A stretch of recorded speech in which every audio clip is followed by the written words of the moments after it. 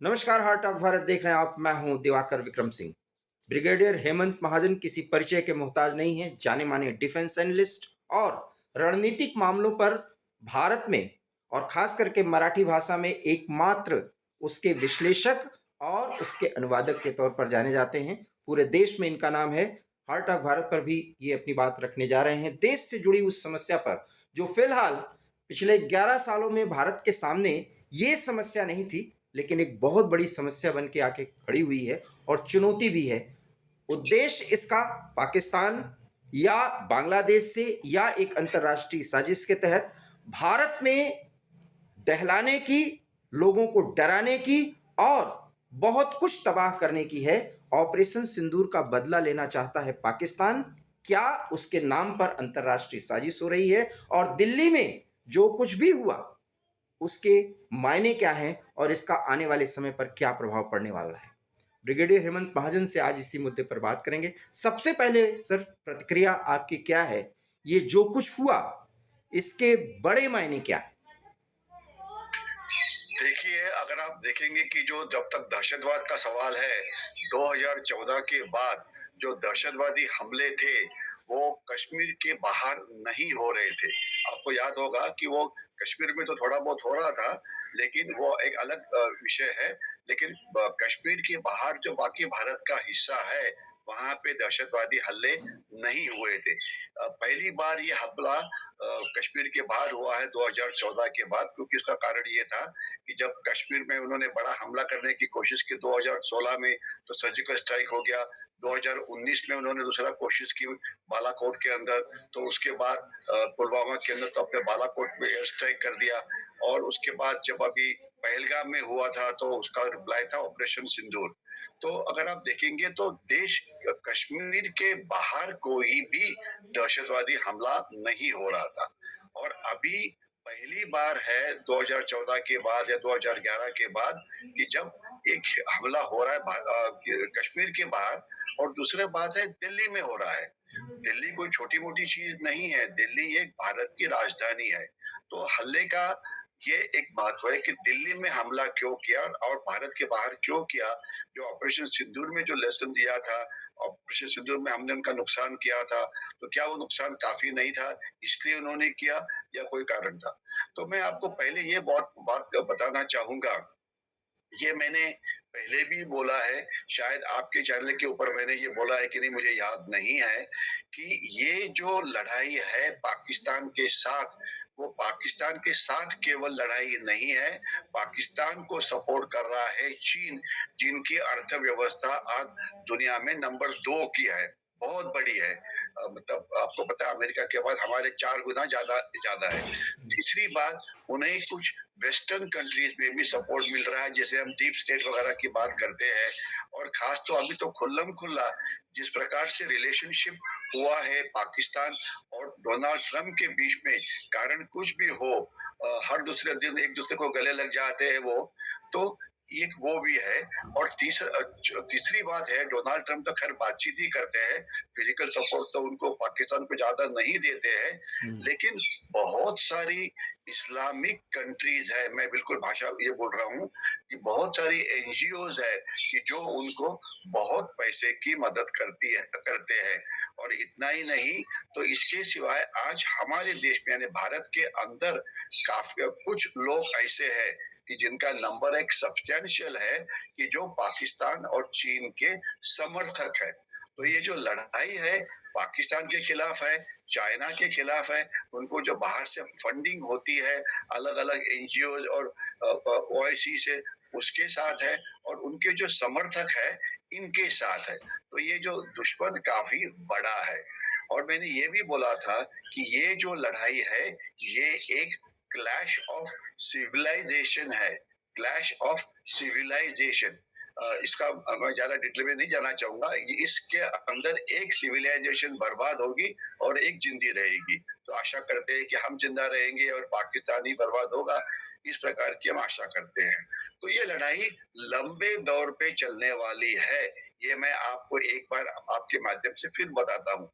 तरीके बदलते रहेंगे। हम्म, तरीके का मतलब क्या है? आज बॉम्ब ब्लास्ट हुआ है, अगर इसी जो ये जो उनका स्लीपर सेल था या उनका ये जो जिन्होंने ये कार्रवाई की है, वो बायोलॉजिकल वेपन का भी इस्तेमाल कर रहे थे। अगर आपको पता होगा कि वो पानी को पॉइजन करने की भी कोशिश बिल्कुल कर रहे थे। बिल्कुल इतना गुजरात ही में।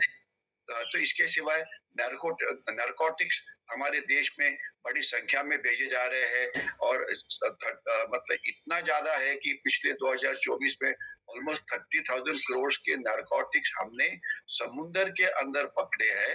और जो पकड़े नहीं है वो तो मतलब आपको पता ही है कि एक फ्रैक्शन ही पकड़ा जाता है। हम्म, इतना ही नहीं तो पंजाब में हर दूसरे दिन ड्रोन्स जो है ड्रग्स को लेके आते हैं। 550 ड्रोन्स का फिगर 2024 का है और ये कभी भी एक्यूरेट नहीं हो सकता। एक ड्रोन की क्षमता 15-16 केजी नारकोटिक्स करने की थी। यानी कि अलग अलग प्रकार है। मैं अभी ये प्रकार के हम बाद में बात कर सकते हैं जिससे नुकसान कर रहे हैं। लेकिन दहशतवाद का जो ये चीज है, ये इसका इस्तेमाल कश्मीर के बाहर नहीं हो रहा था। तो अभी बड़ी चीज ये है कि उन्होंने कश्मीर के बाहर किया है, हमारे कैपिटल में किया है। आपने ऑपरेशन सिंदूर किया, उसके अंदर आपने उनको वार्निंग दिया था, उसके बावजूद किया है। यानी कि उनका कॉन्फिडेंस बढ़ा हुआ है और वो भी एक लड़ाई के लिए तैयार है। मेरा सवाल है सर, ब्रिगेडियर महाजन, सवाल ये है कि इन्होंने अपनी स्ट्रेटजी चेंज कर दी। कश्मीर से बाहर पूरे देश में और खास करके दिल्ली को इन्होंने दहलाया। हालांकि ये जो दहलाया है, ये इनकी योजना दहल नहीं पाई वैसी, क्योंकि ये इनकी गिरफ्तारी जो है वो 30 अक्टूबर से ही चल रही थी।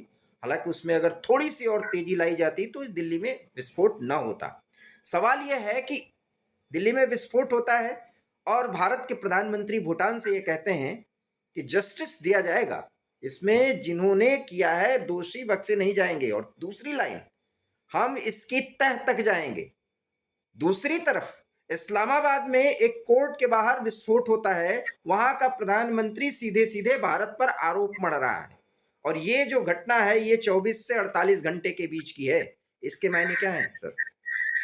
देखिए, पहले तो मैं आपको ये बात करना चाहूँगा, अगर आप पिछले 7-8 साल की या 10 साल की बात देखें, तो हमने काफ़ी सारे दहशतवादियों को पकड़ा है, दहशतवादी कृत्य करने के पहले। मतलब उन्होंने कुछ किया ही नहीं था, लेकिन उनके ऊपर उनको संशय आ गया, उनके ऊपर उन्होंने नज़र रखी और उनको टेक्नोलॉजिकली उनको फॉलो किया, उनको फिज़िकली फॉलो किया और उनको पकड़ा। और 99% जो दहशतवादी है, पिछले कुछ सालों से कुछ दहशतवादी कृत्य करने के पहले ही पकड़े गए। कल का एक वो एक्सेप्शन था कि जब कृत्य हो गया और उसके बाद हम उनको बम पकड़ने की बात कर रहे हैं। इसमें हुआ क्या, वो तो अभी तक बात है बिल्कुल साथ में आई हुई है कि शायद ये एक्सीडेंटल था, वो डर गए थे। मतलब ये जो छुपा सेल था, या ये जो मॉड्यूल था, कुछ लोग पकड़े गए थे। इसलिए बाकी लोगों को पता लग गया था कि भाई हम भी अभी कबीले को भी तो पकड़ने वाले ही है। हम्म। इसलिए वो डर गए थे, इसलिए वो भाग-दौड़ करने की कोशिश कर रहे थे, इसलिए गलती से उनसे स्पॉट हो गया। शायद ये एक्सीडेंटल स्पॉट था, उसमें कोई डाउट नहीं है। हम्म, वो ठीक है। वो 100% सक्सेस रेट कभी भी आपको नहीं मिल सकता, मतलब सबको पकड़ने बिल्कुल के लिए। लेकिन बात ये है, इसमें समझने वाली बात ये है कि ये जो कार्रवाई ये लोग जो कर रहे थे, ये पिछले काफ़ी दिन से कर रहे थे। बिल्कुल। मतलब पकड़ना जाना एक बात हो गई, जो 2000 केजी 21। जो उन्होंने नाइट्रोजन ये जो पकड़ा हुआ है अमोनियम नाइट्रेट, ये पिछले 2 साल से पकड़े जा रहे हैं। आपको जी पता जी। होगा ही कि 5 केजी भी अगर आपने अमोनियम नाइट्रेट लेना है तो आपको पुलिस से परमिशन लेनी पड़ती है और पुलिस परमिशन नहीं देती है। तो बिल्कुल। आपने एक पुलिस स्टेशन से 5 का परमिशन लिया, दूसरे से 5 का लिया, तीसरे से 5 का लिया, मतलब आपने ये स्प्रेड किया होगा ना। तो हम्म। कहने का मतलब जो उन्होंने सामान इकट्ठा किया था, वो तकरीबन 1 डेढ़ साल, 2 साल के ऊपर ये कलेक्ट कर रहे हैं ये। हम्म। यानी कि ऑपरेशन सिंदूर के पहले से ही शायद ये तैयारी कर रहे हैं, हम्म, सेल तैयार कर रहे हैं। शायद ऑपरेशन सिंदूर के बाद उसकी स्पीड बढ़ गई होगी, लेकिन बिल्कुल बिल्कुल। प्रयत्न उसके पहले से शुरू है। और 2021 इस से हाँ, 2021 से शुरू है जी। हाँ, और ये चल रहा था, कुछ पकड़े गए, कुछ शायद भाग गए वगैरह। तो एक बात वो हो गई है और दूसरा उसमें कुछ बदलाव भी हो गए, क्योंकि क्या होता है कि युद्ध का ये जो लड़ाई की जो दहशतवादी की जो नीति होती है एक साथ एक जैसे नहीं होती। आपको पता होगा कि एक जो लेडी डॉक्टर है, बिल्कुल, उसके शाहीन। ऊपर ये बताया जा रहा है कि वो जो एक महिला जो दहशतवादियों की महिला विंग बनाने की वो कोशिश कर रही थी। और उसका शॉर्ट में बैकग्राउंड ये है कि अभी ये जो ऑपरेशन सिंदूर हुआ था, ऑपरेशन सिंदूर के अंदर हमने जो जेईएम नाम की दहशतवादी संगठन है, जैश ए मोहम्मद, उसको बहुत बड़ा नुकसान किया था। और मौलाना मसूद अजहर जो हुँ, उनका नेता है, उसके फैमिली काफी बड़ी बर्बाद हो गई थी। और इसके बाद उसने घोषणा की थी कि अभी और उनको अभी शायद दहशतवादी जो नए हैं वो मिलने में तकलीफ भी हो रही है। तो उन्होंने एक महिला दहशतवादी विंग तैयार करने की कोशिश की है।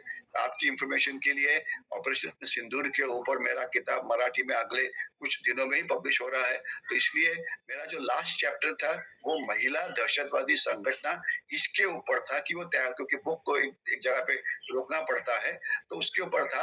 और जो मैंने वहां लिखा था कुछ दिन पहले की बात है।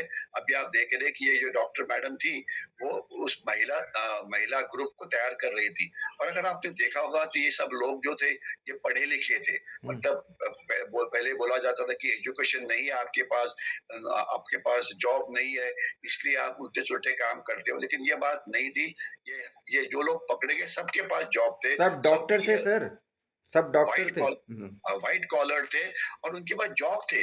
डॉक्टर के पास भी शायद बिल्कुल, मतलब उसके पास जॉब नहीं हो सकता कि ये बिल्कुल। सभी काम कर रहे थे। ठीक है ना? तो मतलब ये उनको पैसे की प्रॉब्लम नहीं थी, केवल उनका जो दिमाग था वो उग्रवाद की तरफ चला गया था या दहशतवाद की तरफ चला गया था। हुँ, मतलब वो मोटिवेटेड थे। और बिल्कुल। इसमें से अगर आप देखेंगे, महिला विंग तो स्थापन हो गई पाकिस्तान के अंदर जहाँ पे उनका बेस था। और वहां से भी जेएम ने अपना बेस उठा के वो अभी ले गए खैबर खैबर पख्तूनख्वा प में, क्योंकि वो नहीं चाहते कि फिर उनके ऊपर हमला हो जाए। तो थोड़ा डिफिकल्ट जगह पे चले गए हैं हुँ, कि जहाँ पे हमला करना होगा तो डिफिकल्ट आएगा। तो लेकिन इनका जो कांटेक्ट है ये सब सोशल मीडिया के ऊपर ऑनलाइन हुआ है। और ये जो लोग एक दूसरे के साथ, अब ये सभी लोग जो है अगर आप देखेंगे अलग अलग जगह के ऊपर है, जोग्राफिकली काफी डिस्प्लेस्ड है, अलग अलग बैकग्राउंड है, कुछ कश्मीर के है, कुछ बाहर के है वगैरह। नहीं तो ये सर, ये ऑनलाइन ज़्यादातर अनंतनाग और उसके सराउंडिंग्स के हैं। इनका जो एक्सटेंशन है वो यूपी है। और ये आपने डॉक्टर शाहीन की बात की, ये तो लखनऊ की है।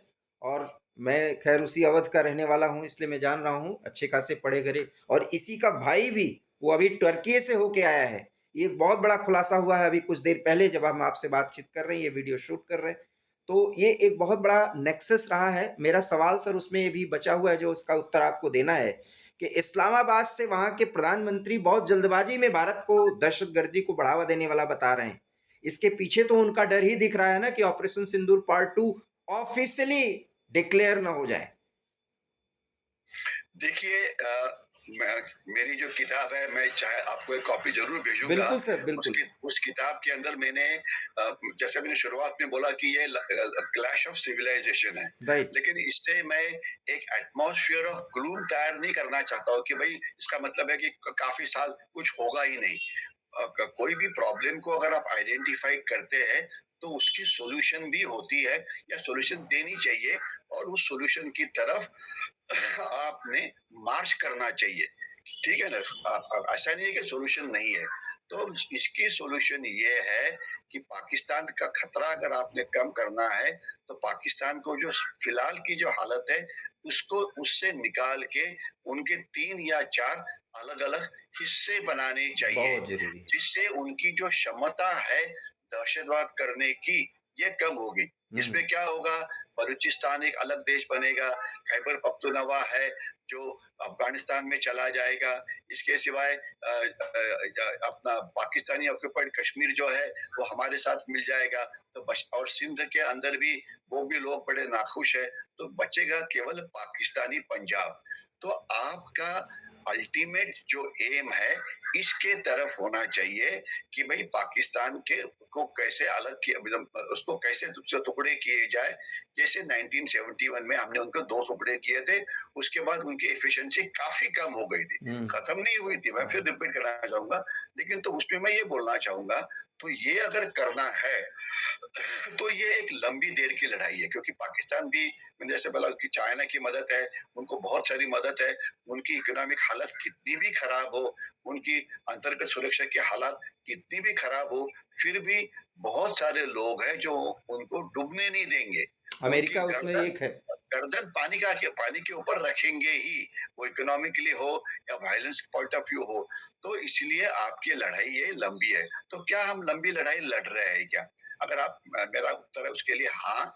आपको याद होगा कि कुछ देर पहले ही अफ़गानिस्तान के जो फॉरेन मिनिस्टर है तालिबान के, वो यहाँ आए हमारे थे। पास आए थे और उन्होंने 3 चीज़ें कही, जो मैं रिपीट करना चाहूँगा। एक तो अफ़गानिस्तान सॉइल के ऊपर वो पाकिस्तान को या चाइना को या अमेरिका को, मतलब किसी को भी भारत के खिलाफ उल्टी कार्रवाई करने नहीं देंगे। वो एक बात थी। और दूसरी काफ़ी सारी बातें की है, इकोनॉमिक कोऑपरेशन है, ये कोऑपरेशन है, वो तो ठीक है।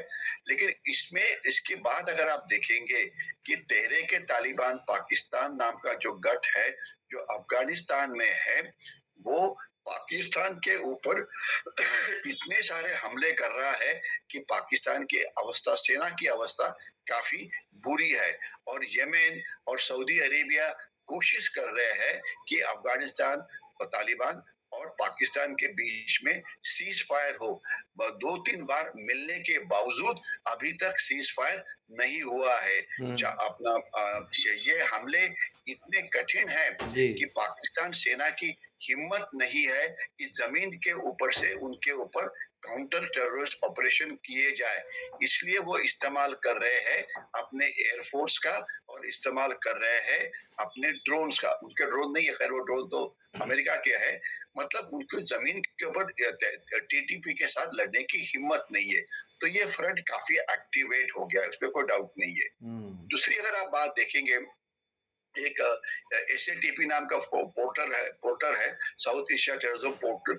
उसपे स्टैटिस्टिकल डेटा आपको मिल जाएगा। उसमें आपको ये नजर आएगा कि अंतर्गत सुरक्षा के कारण पाकिस्तान की हालात काफी बुरी है और उनके ऑलमोस्ट 1000 से ज्यादा सैनिक ये पिछले साल में मारे गए हैं एंटी टेररिस्ट ऑपरेशन के अंदर, खास तो खैबर पख्तूनख्वा में और बलूचिस्तान में। तो ये जो अंदर वाला जो मामला है, बलूचिस्तान है, सिंध है और खैबर पख्तूनख्वा है, वहाँ पे इतना हालत खराब है कि काफी सारी एरिया है जहाँ पे पाकिस्तान की सेना ये जा ही नहीं सकती। मैं रिपीट कर रहा हूँ, पाकिस्तान के अंदर पाकिस्तान की सेना जो एक बड़ी पावरफुल ऑर्गेनाइजेशन है, वो वहाँ पे जा ही नहीं सकती। उनकी हिम्मत नहीं है, वो केवल हवा में उड़ते हैं। और जो वहाँ पे जो उनका जो चाइना पाकिस्तान इकोनॉमिक कॉरिडोर है, जो तकरीबन 4,500 किलोमीटर का जो एक रास्ता है, जो शुरू होता है ग्वादर नाम का बंदर है पाकिस्तान के अंदर, अपना बलूचिस्तान के कोस्ट लाइन के ऊपर। वहां से ये रास्ता बलूचिस्तान से लेकर अपना क्या बिल्कुल। बताएंगे, पीओके से लेकर खैबर पख्तूनख्वा से लेकर वो जाता है गिलगिट बाल्टिस्तान से चाइना के अंदर शिनजियांग प्रांत में। तो ये 4,500 का किलोमीटर का रास्ता है, जहाँ पे 50 या 60 अब्ज डॉलर्स की इन्वेस्टमेंट चाइना ने की हुई है। आज का हालात ये है कि इस रास्ते का इस्तेमाल करना भी डिफिकल्ट हो गया है चाइना को, क्योंकि हुँ। वहाँ पे उनके चाइना के ऊपर हमले होते हैं। अगर मेरा मुझे अंदाजा या मुझे अगर फिगर्स याद होगी, तो काफी सारी चाइनीज बलूचिस्तान में मारे गए हैं। नहीं सर, इसमें मेरा सवाल ये है, ये तो सारी स्थितियाँ जग ज़ाहिर हैं। मेरा सवाल ये है कि पाकिस्तान इतनी मुश्किल में होने के बावजूद, मैं यही 2 सवाल तो मुख्य हैं जिसका जवाब मैं पिछले 48-72 घंटों में लेना चाह रहा हूँ। इसका हैंडलर जो सीमा पार का था, वो बांग्लादेश में बैठा था या पाकिस्तान में? पहली बात। और दूसरी बात, इतने मुश्किलों में घिरा पाकिस्तान, क्या अभी ऑपरेशन सिंदूर के तहत किसी भी कार्रवाई को संभालने या उसका मोहरा लेने के लिए अपने आप को तैयार कर पाया है? क्या मियां मुनीर उस स्थिति में हैं? देखिए, बात ऐसे है कि ऑपरेशन सिंदूर का अगर आप केवल मिलिट्री हिस्सा ले, ठीक है ना, केवल मिलिट्री हिस्सा ले, तो उसमें जो शस्त्र इस्तेमाल हुए थे, वो थे मिसाइल्स यानी कि क्षेपणास्त्र और ड्रोन्स। एयरफोर्स का इस्तेमाल इसमें नहीं हुआ था, एयरफोर्स का इस्तेमाल केवल एक प्लेटफॉर्म के तौर पे किया गया था। तो ये दो ही बड़े ये चीजें हुई है, और अर्थात एलओसी के ऊपर जो अपने आर्मी है तोपखाने का इस्तेमाल वगैरह वो हुआ था। तो यानी कि शस्त्र का इस्तेमाल सिर्फ two classes of weapons were used. तो ये वेपनों की उनके पास कोई कमी नहीं है। अगर हम हमला करते हैं तो उनके पास भी है, क्योंकि उनके पास जो ड्रोन्स है वो उनको तुर्कस्तान से मिल रहे हैं। आपको पता होगा कि जब ऑपरेशन सिंदूर चल रहा था तो हमने टर्की के ऊपर बैन लगाना चाहिए किया था। लेकिन बात आपकी सही है कि पाकिस्तान की हालात खराब है, उनकी सेना की हालात खराब है, उनकी एयरफोर्स की हालात खराब है, उनकी नेवी की हालात खराब है, उनकी नेवी आगे आने से डरती है, इकोनॉमिक हालात खराब है।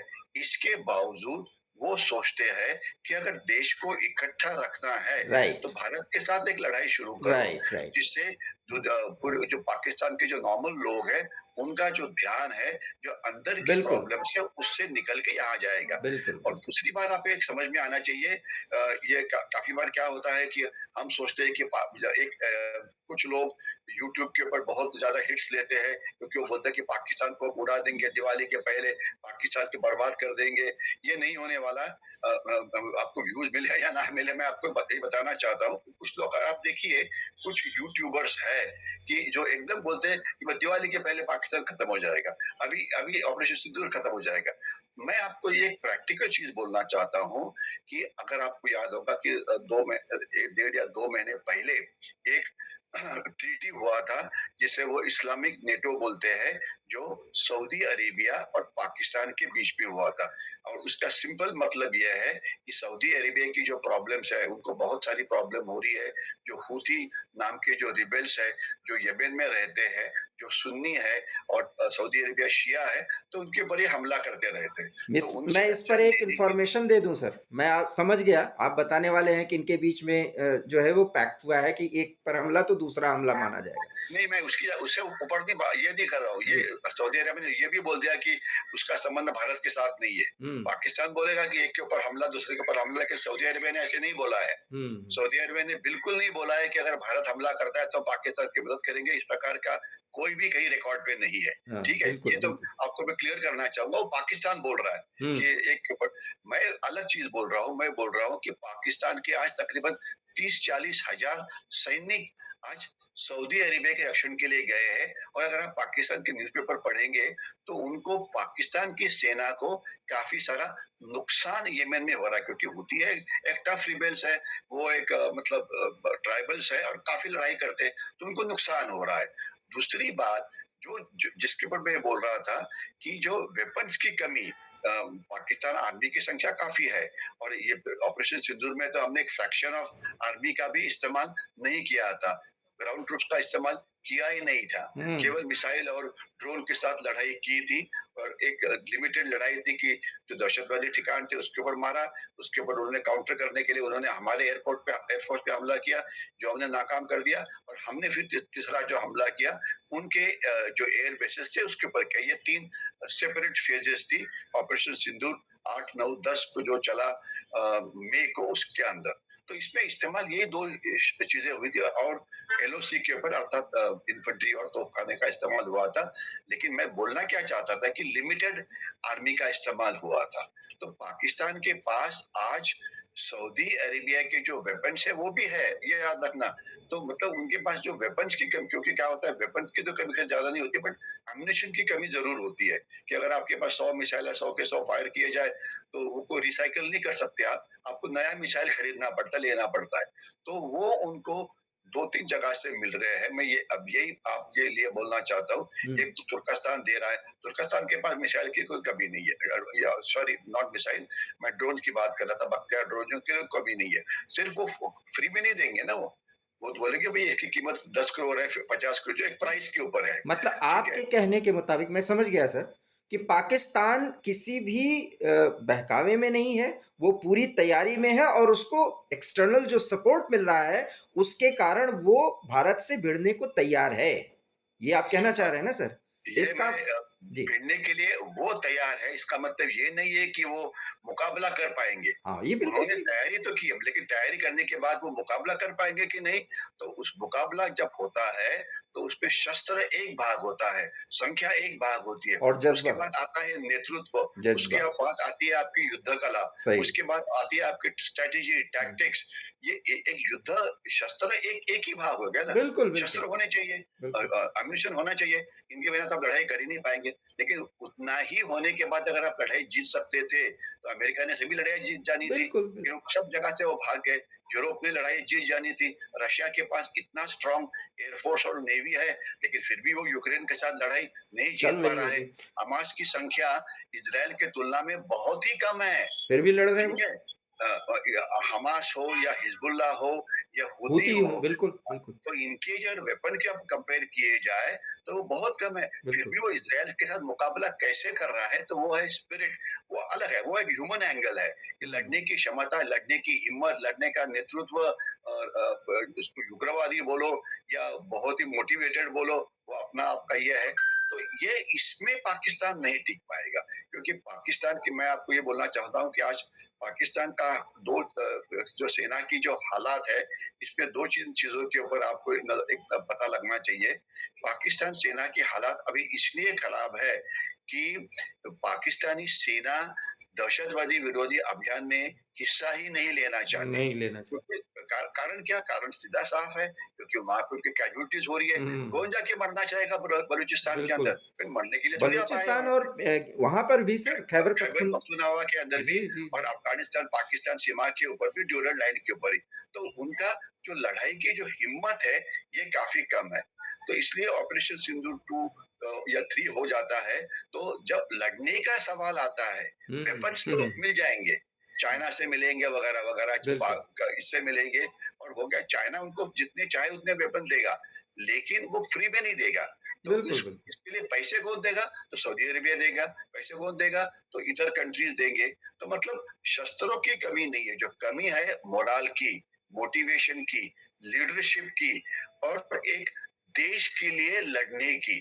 तो ये बिल्कुल, देश के लिए लड़ने का जो स्पिरिट होता है, वो उसमें काफी पीछे है। तो बिल्कुल। इसलिए अगर आप ऑपरेशन सिंदूर 2 वगैरह करते हैं, तो उसमें तो उनकी पिटाई जरूर होगी। ज़रूर होगी। लेकिन मैं ये बोलना चाहता था कि वो तैयारी तो अपनी तरफ से ही कर रहे हैं, और इसमें जो आपने जो पाकिस्तान के प्राइम मिनिस्टर का जो ये लिया था, तो वो शायद एक क्या बोलते हैं, प्रोएक्टिव ये था कि भाई देखो, राइट, पहले ही आपको ब्लेम कर दिया कि राइट देखो सर। आप ही ने हमारे ऊपर पहला हुँ, हमला हुँ, किया हुँ। वगैरह। हमला टीटीपी ने, इसकी जवाबदारी टीटीपी ने ली हुई है। ये इस लेकिन बात का एक प्रमाण है सर, ये इस बात का प्रमाण है कि अभी तक किसी ने ज़िम्मेदारी नहीं ली है, दिल्ली अटैक का। कोई ज़िम्मेदार पाकिस्तान से कोई बयान नहीं आ रहा, वहाँ के किसी आतंकी गुट का नहीं आ रहा। मैं इसीलिए मेरा वही अंतिम सवाल होगा, चूँकि वीडियो बड़ा होगा, हम बात तो घंटों कर सकते हैं सर। मुद्दा ये है कि हैंडलर पाकिस्तान में बैठा है या बांग्लादेश में, और ये एक बहुत बड़ा सवाल है सर। देखिए, इनके हैंडलर्स हमेशा पाकिस्तान में होते हैं, हुँ, और इनके जो कंट्रोल और कोऑर्डिनेशन होता है, ये हमेशा पाकिस्तान की जो एजेंसी है आईएसआई, ये करती है। क्योंकि देखो, आज हमारे देश में इनके स्लीपर सेल आज भी है। आपने अभी एक पकड़ा हुआ, एक मॉड्यूल पकड़ा है, इसका मतलब कि क्या सभी खत्म हो गए? सही नहीं। अगर बिल्कुल आपने नहीं, मेरे बिल्कुल बाकी नहीं। में सुना होगा, अभी काफी सारे हैं, और ये छुप के रहते हैं, और एक्टिवेट कब किया जाता है? जब जरूरत पड़ती है। पड़ती है। तो सेल है, ये जो सेल, मैंने ये बोला, बाकी टीवी चैनल पे मैंने ये बोला है कि एक दो सेल तो पकड़े गए हैं, लेकिन बहुत सारे हैं। तो उनको गुप्तहेर इंफॉर्मेशन के आधार के ऊपर, इंटेलिजेंस बेस्ड ऑपरेशन के ऊपर, हमें इनके जो 100-150 सेल होंगे, उनको पकड़ के उनको न्यूट्रलाइज करना पड़ेगा। ये एक इसमें बात हो गई। और दूसरी, मैं जो आपके माध्यम के थ्रू बोलना चाहता हूँ, ये लड़ाई मतलब पाकिस्तान कर रहा है, कोई डाउट नहीं है। अलग-अलग प्रकार से ये करते रहेंगे। अगर आप दहशतवादी हमला हो गया है, अभी फिर चेकिंग वगैरह शुरू हो गई है, मैं तो बोलूँगा कि अभी इसके बाद आपको इस प्रकार का हमला नहीं मिलेगा। अभी इसके बाद वो करेंगे नारकोटिक्स, नारकोटिक्स को भेजेंगे, फेक इंडियन करेंसी को भेजेंगे, हमारे यहाँ पे सबवर्शन करने की कोशिश करेंगे, सैबोटाज करने की कोशिश करेंगे, साइबर अटैक लॉन्च करने की कोशिश करेंगे।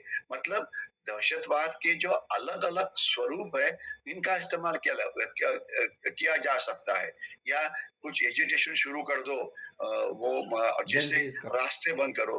और अगर आप देखो शहर के आप रास्ते बंद करते हैं तो शहर के लिए रास्ते जैसे आपके हृदय के लिए रक्त वाहिनियां होती है, बिल्कुल, ब्लड वेसल्स होती है, उसके मुताबिक होता है।